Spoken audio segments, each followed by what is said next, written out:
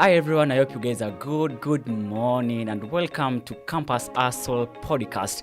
I am Wilson Kamau. In today's episode, I'm not alone. I'm joined by... My name is George Kamau, and I'm so excited to talk about the things that we do in campus just to make sure we have an extra coin on our pockets. Because men, where the economy is right now, nobody needs just to sit down and relax.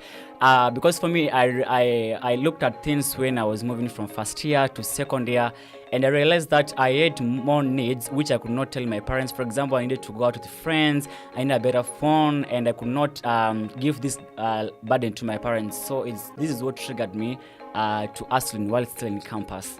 Alright, for me, I'm just wondering, how are you doing out there? I mean, a dollar being at 163 Kenyan shillings right now. How are you doing? I mean, in campus, for me, what triggered me to get into hustling was I discovered that there are so many things that I needed to do. Some were a surprise. I had not really budgeted them in the beginning of a semester. For example, you could have been given like 5,000 Kenyan shillings to just go and balance it within the 3 months that we stay in campus. And I discovered that along the way there are projects that you need to cater for. There are things you need to buy that are needed in your school work. You also discover that the economy is kind of shifting quickly, and therefore if you had budgeted for 5,000, that could only push you for 3 months, and you have 2 more months to go for the semester to get over. So for me, that one triggered me to basically want to get into something to push my daily needs. And also another thing which really triggered me and motivated me to get into campus hustling is because the kind of course I'm taking, it wasn't so much time demanding. You could find we have only class per day, and so I have a lot of free time. And because I'm also from a business-oriented family, I could get into business while still in campus and make some extra cash so that my life could be good. I remember my first hustle in campus was selling clothes to students, and I could go to Gikomba, get the second-hand clothes, camera clothes, and I could come and work from hostel to hostel and do some sales to students. And it was really an amazing business because I could interact with students from different years in campus, and sometimes I could also sell to the workers in school. Oh, that's amazing. I think for me, mine, I didn't really have to think a lot to come up with my first business. I mean, these guys I discovered in the University of Nairobi, especially the guys studying in main campus, you could realize that some of the students have one class in a whole day, and then probably in a week they'll have 3 classes, or let me say like five sessions. So I discovered most of the time they would have a lot of time with themselves in their hostels, and therefore I thought it would be wise for me to just I would go somewhere in a cyber, get movies, and then I would sell them to students at a student price. And I know from per one movie I could earn something like maybe 10 shillings more as compared to what I bought the movie with, or downloaded free from somewhere where the net was quite strong. So at the end of the day, you make a profit, yeah? At the end of the day, you find yourself, you have some good profit and something that so if you sell 100 movies in a day, that's 100 times 10. So you have quite a good amount of money if you're a student. Yeah, sure. And that's some good amount for a student. And when I began my business, of course, the reception was quite good. The students are so receptive. So I realized that there are so many people who want outfit, but they are so lazy to go to Gikomba. So I came in to their relief. And so they really bought my clothes very much, and my business peaked, and I could make some good amount of cash, and which could sustain me in school and could make me to live a kind of a luxury lifestyle in school. I think also me getting to start, it wasn't like a walk in the park, really. I will say there was quite some challenges when I began, because one, you're not sure if this business is going to work. It's just something you're trying. And you've already invested your money in that particular business. These things are never free. This is Nairobi, and Nairobi everything. You're kind of buying everything. I saw a joke somewhere. Somebody was saying that in Nairobi everything is 100 shillings. You just need to hear keenly how many times as they still announce 100.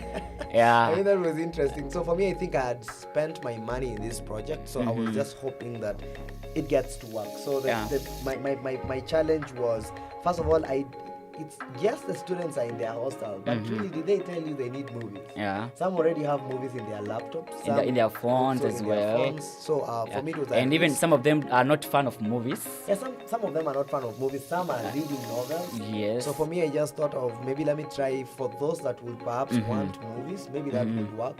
So in the first week and the second week, it didn't really pick because so many people had not known I could deliver movies in the comfort of their hostels. Yeah. But on the third week, moving on forward, it kind of picked, and yeah. And when I started my business, I also realized that I really need to market my business in the campus because nobody knows whether you have this particular business. So what I used to do, I used to post in my social media platforms. Yes. And I would also post in the class WhatsApp groups. And I'll also do some posters and put around the school. And by doing this, I don't know what is doing the PR and everything. I saw the return of my digital marketing through my social media platforms, and I could get clients from WhatsApp, from Instagram, from Facebook, and yeah, this gave me a number of clients. Sure. Yeah. It's great. I think getting to market is everything because people get to know you through the tactic and the styles and the uniqueness of your product.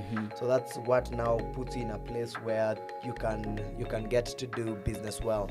Just maybe just to say my last ones here is I think campus hustling is something that has enabled us to have quite an easy time in campus. Yeah, Looking sure. at the situations, we couldn't really fully depend on the cash given to us by our parents. So for me, it really pushed me to some point. I wouldn't really feel like I am a burden to my family or my friends. So really, it's something that anyone can try. You don't have to think on so much, maybe capitals of hundreds of thousands. Yeah. Just a little you have, it would start something. Just a little. Yeah.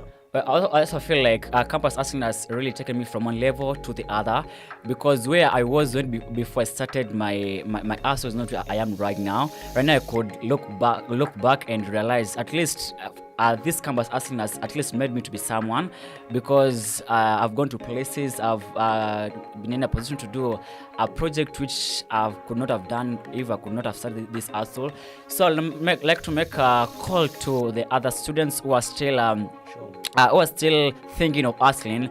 Everything in this world is about risk. Okay. And if you cannot risk, you'll not get the reward. Yeah, sure. And so if you start 1,000 bob or 5,000 bob, just risk it. Sure. And you manage your business well. And sometimes what we feel as campus students because we don't have financial literacy and that financial discipline. So when you begin your business, make sure that you are financial disciplined and make sure that you separate your personal cash from the business cash. Sure. And do what you call the business accounting. Make sure you record every business and account for every business transaction, and record every business transaction you carry in your business, and by so doing we will have a smooth running in your campus and will not be a burden to your parents. Yeah, sure. Not a burden to your parents. You don't have to call your parents, hello mom, I don't have salt, I don't have clothes. You'll sort everything for yourself. Oh yeah, sure. And even maybe those who are feeling like what they're getting from their parents, it's enough. We're still calling you to be innovative. Yeah. And just maybe earning an extra coin is never it's not bad. Yeah. So sometimes there are those students who could be watching us and they're like, I feel like whatever I get from my parents, it's enough. It's okay. All we're just saying is that campus hustling is healthy, and this is something that would help you just to do other things that perhaps maybe are not in the budget given by your parents. Yeah. So we are calling each student to just look at their space and allow and just be innovative, create something that could also employ other students. And even if you don't feel like you have the capital to start alone, you can also look for your partner, for your friend, for your classmate whom you trust, and do kind of a partnership in your business. Provided you guys trust each other and respect each other, your business is gonna pick. Yes, what a show you have had here on the Campus Hustle podcast today. And I'd like to thank George for coming. Thank you so much. Thank you for making time to be with us here on the podcast. I'll see you guys in the next podcast, and have a great time as even we get into the Campus Hustling mode.